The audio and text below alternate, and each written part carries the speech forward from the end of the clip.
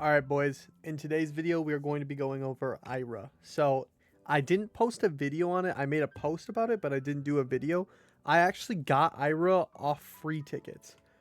Because, I didn't make a video because I wasn't planning to get her off the free tickets. It kind of just happened. So I just went over here, summoned, and I just got Aira. It was that simple. Like I knew I was going to get her too. I had a feeling. I looked at my 50 tickets and I was like, I'm going to get an Aira. And then I just got her. So, super lucky. Now the only one I'm missing from the Dandadan crossover is Momo.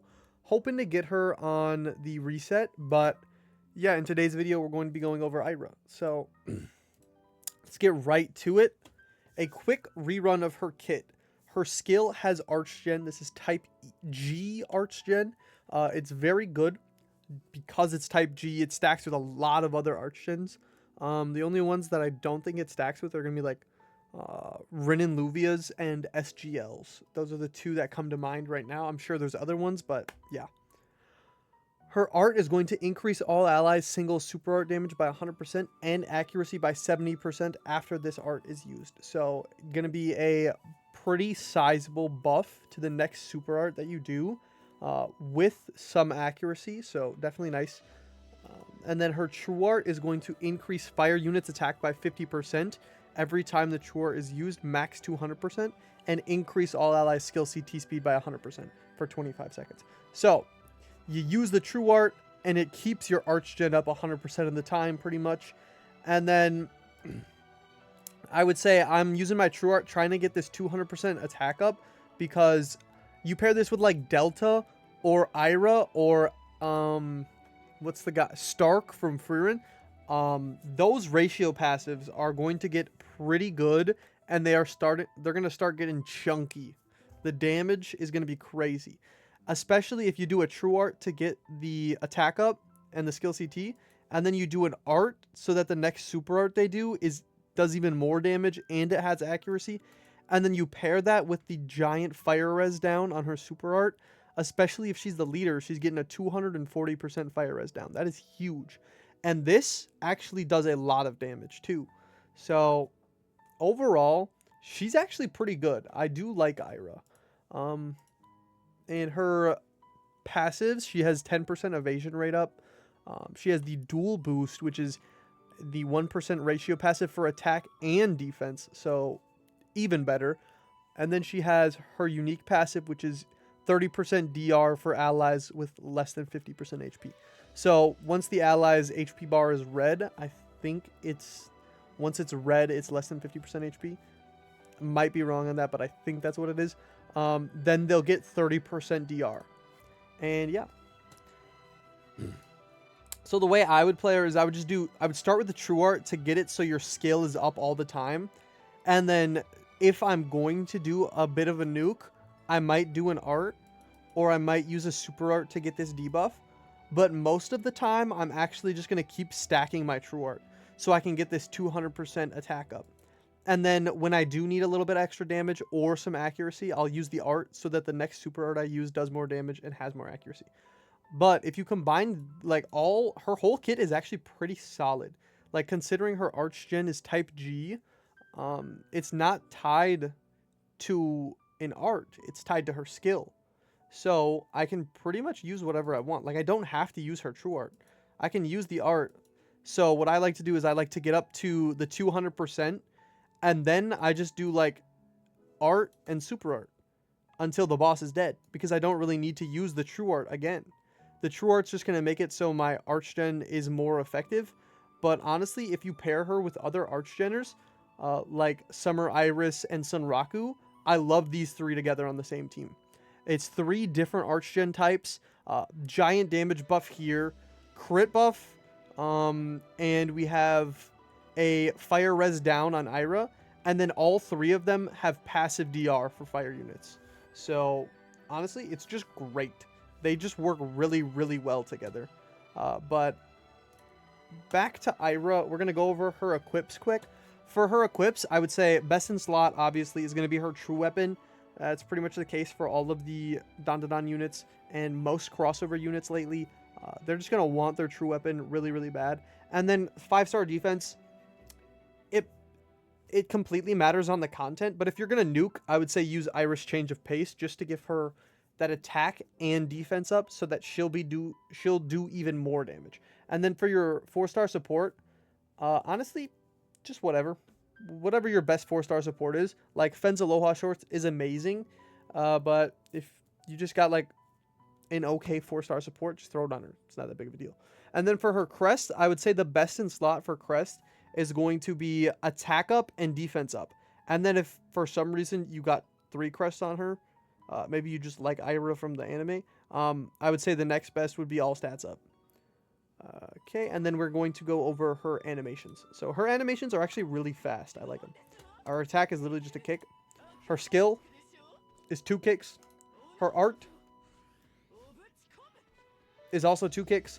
Her true art, she literally just turns into a Beyblade. I fuck with it heavy, you know. I love Beyblades. Her super art, she just does like an acrobatic kick. It's pretty cool.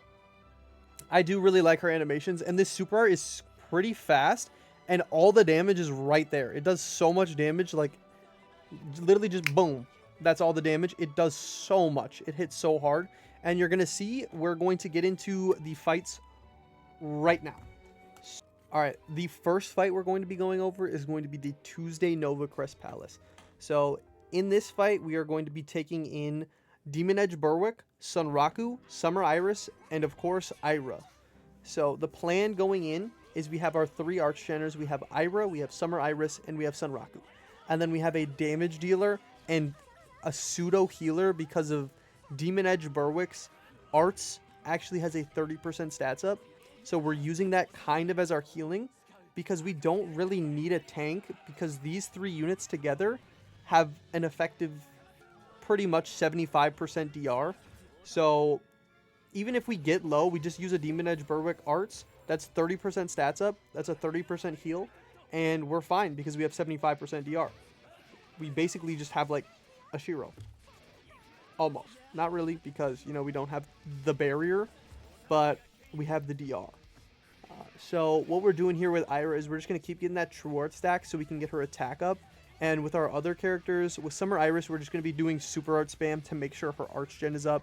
And for that 300%, it might only be 250% damage boost. And then with Sunraku, we're just going to be like pretty much cycling true art and super art to make sure we have that crit debuff and his super art just to do a ton of damage. And then with Demon Edge Berwick, we're just playing him like you would a Demon Edge Berwick. You start with a true art to get him into Magia Drive. You do an art to get him into Unlimited Magia Drive. You do another true art to give him, I think it's damage up or attack up. I can't remember. And then his super art is just going to give the whole team either damage up or attack up. I think. I might be wrong. I haven't really used Demon Edge Berwick in a long time, so I don't have his kit memorized completely. But Aira over here, we are going to be using an art to try and get the super art to do a ton of damage. And right here, the boss should just explode. Almost. Good enough. Make sure we have full HP. Okay, the boss did not explode. We actually took kind of a lot of damage there. And now we are into the final fight, and just watch how much damage this team does. Like usually I kind of have problems with this boss. He does a lot of, like, I don't know what the gimmick is here really, but as he gets closer and closer to the threshold, you do less and less damage until you do a tick of 1, and that'll get him to the threshold. So I feel like you kind of just need an arts with a lot of ticks. But, you know, we got there really, really quick. And now we're just going to do it one more time. We're going to get the Iris super art, Sunraku super art, Demon Edge Berwick super art, do a ton of damage, and just watch. It's just, the HP bar is gone. It's beautiful. And then Demon Edge Berwick is just getting all of those ticks in. And just watch like the DR, all of that DR. We're just cooling. It's so good. I just love using her. She's actually pretty fun on Monofire. I haven't really tested her too much outside of Monofire, because for her to be outside of Monofire, she has to be the DPS, which she definitely can be. So she's definitely not like constricted to Mono Fire, but she's even better on it just because Mono Fire has so many good supporting units, and they all, honestly, all of them do pretty good damage. So if we go to the details here, Sunraku had 20 million, Aira had 15 million. Super good from both of them. And then we are going to go to, in my opinion, one of the hardest fights in the game. It's going to be the stage 5 of the light runes. So the team comp we're going to be running here is going to be Kirasame, Summer Iris, Sunraku, and Aira. Just because, you know, these three together are really, really good. And then we need Kirasame so they don't all just die, because that kind of just happens in this fight. So for this fight, I guess I can kind of just tell you guys how to beat this if you don't know how to beat it. So pretty much you want to get all of your units to low HP and you want to hide them behind a taunt. So if you don't have a taunt tank, you could maybe get away with using Shiro. I don't know about Albedo. I don't like Albedo in this fight because her passive will actually heal, and then it'll take even longer to get to low HP, because this boss you have to kill fast or he will give you attack down and then you won't actually do any damage, but you also have to be at low HP or you won't do any damage. So the gimmick here, this is a really, really hard fight, but we're just going to keep playing through it, getting our attack stats up, making sure... Okay, we're going to do a Spiral Edge with Sunraku, do some more damage, and then we're going to do another Spiral Edge with Sunraku to get that last chunk through. But make sure your units are at low HP or they will not be doing very much damage. This is why taunt tanks are really good here, because as soon as you get into the last wave, you won't be able to do anything. So get another attack up stat. It's maxed out now. And then we're going to use the Sunraku Super Art. And then we're going to use both of our defense equips so that they carry over into the next fight, because we wouldn't be able to use them. Like, as soon as you get into the next fight, Fongyan is going to use Endless. And boom. Or Gate of Kairos, I guess. And then he's going to disable Kirasame's shield, which is why we have the Blessed Necklace. And he's going to do a bunch of damage, but because he's behind the taunt, nobody else is taking damage. And then once we get into... It's going to end. We do another Super Art with Kirasame. And now you just wait. This is the most difficult part of this fight. If you try to do it completely legit, it's definitely the hardest fight in the game. It's so difficult. But if you just cheese it, it's really not that bad. So what do I mean by cheese it? We're going to wait for Fongyan to do his, I think it's the Dark Ray art, and then we are going to use our super arts. So here we go. He's using Dark Ray, and now we're going to use an Aira super art, and watch how hard this hits. And as soon as this is over, boom, Fongyan's dead. He's going to use Endless because of the final threshold, but for some reason, if the boss is doing an art, you can actually skip through thresholds. And I actually figured this out. I didn't look this up or anything. I had no idea this was a thing until I fought this boss. And it happened one time I fought it, and it's so useful. Especially for this fight, because Fongyan is so difficult. So, and Aira actually did a really good job of beating Fongyan. In 2 minutes is really good. And as you can see there, that super art nuke was crazy. We did 12 million damage with Aira. She kind of carried.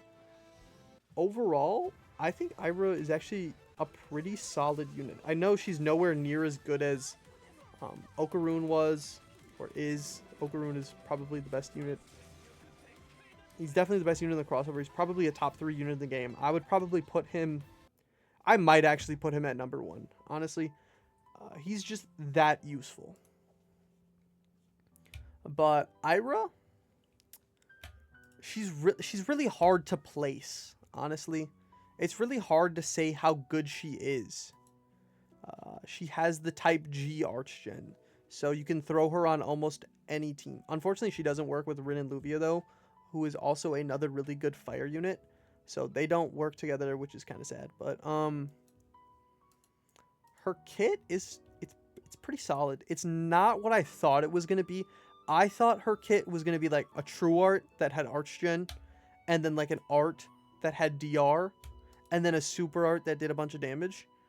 But I guess her true art is kind of a damage buff, and a little bit of a support, and then her art is also a damage buff, and then her super art is just a big chunk of damage, and then her arch gen is on her skill, and her DR is passive. So it's a little bit different than I thought she was going to be, but honestly, after using her the right way, she is pretty good, and I do like playing Aira. So at this moment, I would probably rate the Dandadan crossover units. I would rate Okaru number 1, obviously. And then I haven't used Momo, so I'm not sure. But right now, I'm going to say Aira number 2, Momo number 3, GG is obviously 4th. GG is pretty bad. But yeah, that's going to be it for this video. So like, comment, subscribe. Let me know what you guys think about Aira, what you think about GG, Momo, Okaru, what you think about the entire Dandadan crossover. And yeah, that's going to be it. See ya.